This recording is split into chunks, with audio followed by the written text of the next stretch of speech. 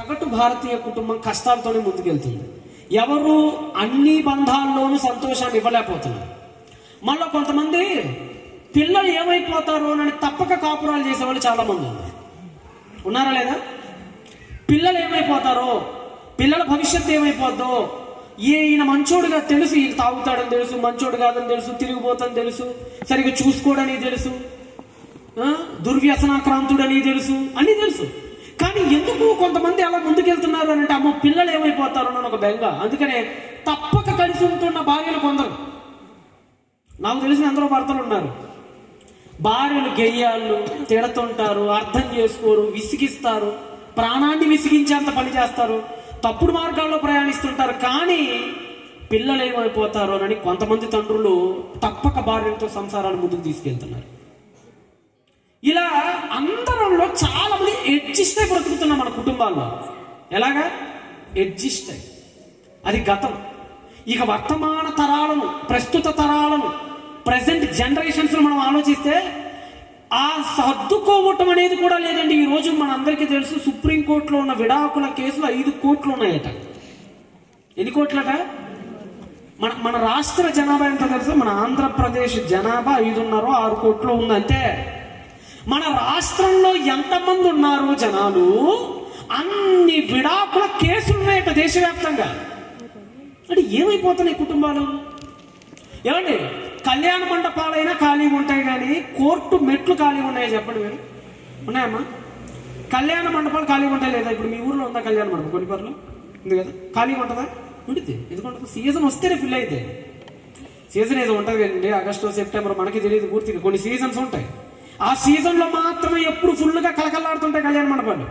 మిగతా రోజుల్లో ముహూర్తాలు ఉండవు కదా, ఏమైపోతుంటాయి? వెలవెలబోతుంటాయి కదా. కళ్యాణ మండపాలైనా వెలవెలబోతుంటాయి కానీ కోర్టుల్లో కేసులు లేక ఎప్పుడైనా జడ్జిలు వెలవెలబోవడం ఎప్పుడైనా చూసారా? చూడరు.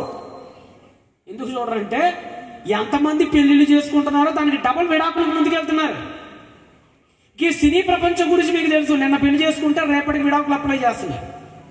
ఈ సినీ తారలు, మనం ఎవరిని చూసి చొక్కాలు చింపుకుంటామో, మనం ఎవరిని చూసి అయితే పొద్దున్న లెగిసిన హీరో అని ఫోన్లో వాళ్ళ ఫోటోలు పెట్టుకుంటాం, వాట్సాప్లో వాళ్ళ స్టేటస్లో పెట్టుకుంటామో, వాళ్ళ కనీసం విలువలు ఉండవు. నిన్న పెళ్లి చేసుకుంటే రేపు పొద్దున విడాకులు ఇచ్చేటువంటి తంతు ఎక్కువైపోయింది సినీ ప్రపంచంలో.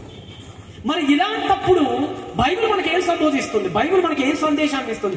అసలు కుటుంబం అంటే ఎలా ఉండాలని బైబిల్ చెప్తుంది. అసలు ఒక పురుషుడు ఎలా ఉండాలని బైబిల్ చెప్తుంది, ఒక స్త్రీ ఎలా ఉండాలని బైబిల్ చెప్తుంది, ఒక కుటుంబం ముందుకెళ్లాలంటే ఏ విలువల్ని పాటించాలని బైబిల్ పోషిస్తుంది. దాన్ని మనం ఆలోచించే ప్రయత్నం చేద్దాం. ఈ రాత్రి మన కుటుంబాలను మనం కట్టుకుందాం. ఈ రాత్రి లేఖనాల వెలుగులో మన కుటుంబం ఎలా ఉందో అర్థాన్ని పెట్టి ఒక్కసారి ఆలోచిద్దాం. లేఖనార్థాన్ని పెట్టి, లేఖన తర్పణాన్ని పెట్టి. ఒకసారి మీ అందరికీ తెలుసు, స్త్రీలు చాలా మంది ఉన్నారు, పురుషులు చాలా తక్కువ ఉన్నారు. ఎక్కడైనా అంతేలేండి, మొదటి నుంచి స్త్రీయే సంఘాన్ని ముందుకు తీసుకెళ్ళటం వల్ల సహాయపడింది. మీరు ధన్యులు తల్లులారా మీరందరూ. స్త్రీలు ఎక్కువ ఉన్నారు కాబట్టి, పురుషులు తక్కువ ఉన్నారు కాబట్టి స్త్రీల గురించి మాట చెప్తే జాగ్రత్తగా రండి. స్త్రీ అనగానే సమాజానికి ఎలా ఉంటుంది అంటారండి? స్త్రీ అనగానే సమాజానికి ఎలా ఉంటుంది అంటారండి? స్త్రీలదేముందిలే, స్త్రీదేముందండి, ఏదో అంట్లు తోమటానికో, బట్టలు ఉతకటానికో, భర్తకో ముద్ద అన్నం వండి పెట్టడానికో, లేదంటే ఇంకేదైనా ఇంక పనులు చేయటానికో, నా భర్తకి చాకరీ చేయటానికో, ఇంతే కదా, ఇంకేముందాడా అనుకుంటారు స్త్రీలు కూడా. ఇక పురుషుని అడిగారు అనుకోండి, ఓ పురుష పుంగవుడా, స్త్రీ గురించి నువ్వు ఏమనుకున్నావు చెప్పండి. పురుషుని అడిగా అనుకోండి, పురుషుడు దృష్టిలో స్త్రీ ఏంటో తెలుసా? ఆడుకునే ఒక బొమ్మ లాంటిది, తన అవసరాలు తీర్చే ఒక బొమ్మ. ఆకలేసినప్పుడు అన్నం పెట్టాలి, తన దగ్గరికి రమ్మన్నప్పుడు వెళ్ళాలి, తనకు అనుకూలంగా ఉండాలి, తిడితే తిట్టించుకోవాలి, కొడితే కొట్టించుకోవాలి, నోరు తెరిచి ఆడకూడదు, పెద్ద పెద్దగా అరవకూడదు, ఇంట్లో ఒక రోబో బ్రతికినట్టు బ్రతకాలి, వంటంటి కుందేలుగా చూస్తాడు. ఎవరు? ఒక పురుషుడు. ఎవరిని? స్త్రీ. కానీ మీరు బైబిల్ అడిగారు అనుకోండి, ఈ మధ్య చాలా మంది బైబిల్ మీద విమర్శలు చేస్తున్నారు. ఆ విమర్శలు ఏంటో తెలుసా? బైబిల్లో స్త్రీల పట్ల వివక్షత ఉందండి. బైబిల్లో స్త్రీ అంటే పడదండి, స్త్రీ అంటే దేవుడికి నచ్చదు, ఆవిడ ఒక ఆట బొమ్మలో చూసింది బైబిల్ అనేవాళ్ళు కూడా లేకపోలేదు ఈరోజు సర్వ సమాజంలో. ఒకసారి మీరు నిజంగా బైబిల్ ఒక్కసారి మీరు తెరచి చూస్తే స్త్రీ ఎంత గొప్పదో, స్త్రీ ఔన్నత్యం ఎంత గొప్పదో ఒకసారి మనం చదువుదాం. ఆదికాండాన్ని ఒకసారి మీరు అందరూ తీయగలరా? ఆదికాండము 2వ అధ్యాయము 7వ వచనాన్ని ఒకసారి మీరు అందరూ చదవగలరు. ఆదికాండము అందరూ తీయాలి.